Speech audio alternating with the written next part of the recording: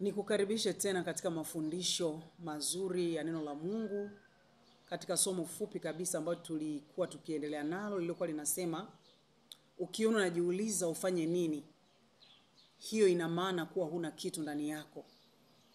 Sasa kitu ulichonacho ndani yako kimebeba nguvu ya kukutambulisha, kina nguvu ya kukuinua, kina nguvu ya kukupa nafasi.